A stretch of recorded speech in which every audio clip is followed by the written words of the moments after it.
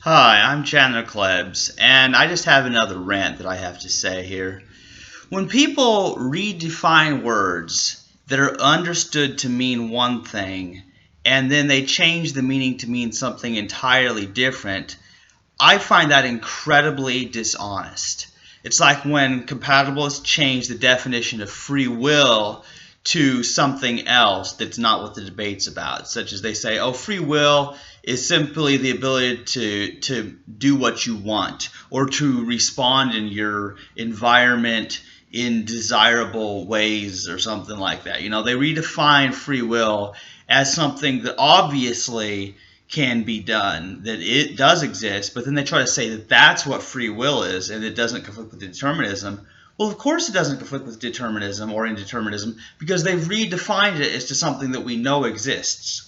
Similarly, when my friend George Ortega redefines God as the universe, he's missing is that type of God is not the God that the atheists and theists have been debating.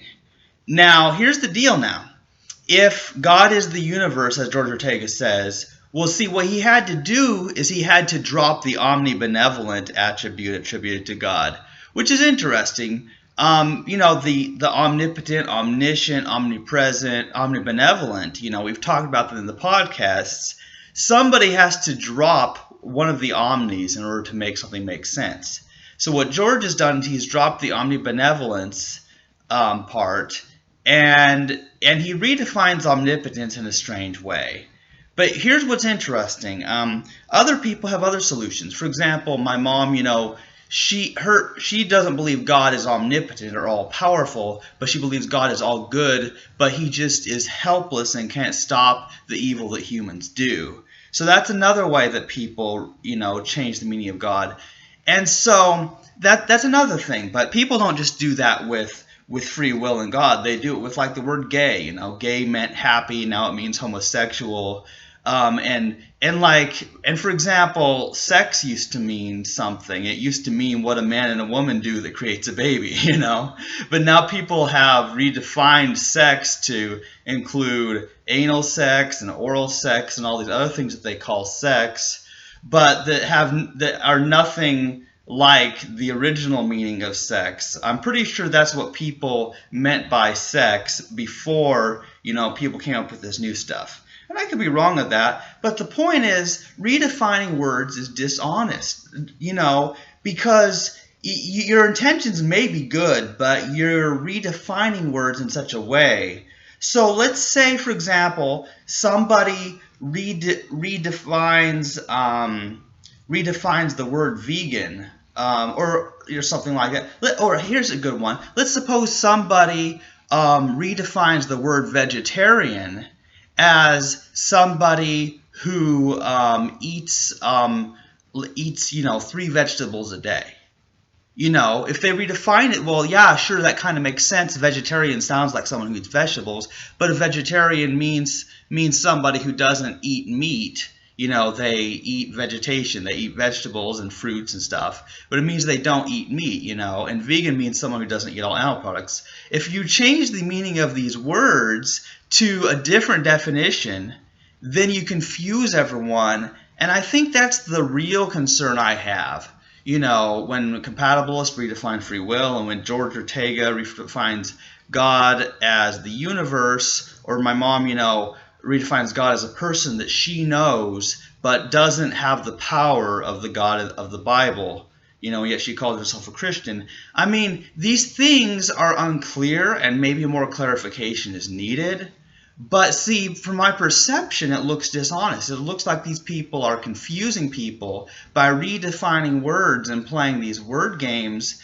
And I like to go by what I think the words are, meant to mean. I do believe that there's a right definition to something. For example, like, when talking about abortion, let's forget about whether you're pro-life or pro-choice, whether you're pro-abortion or anti-abortion. Can we all agree that abortion is a word used to describe somebody killing an unborn child?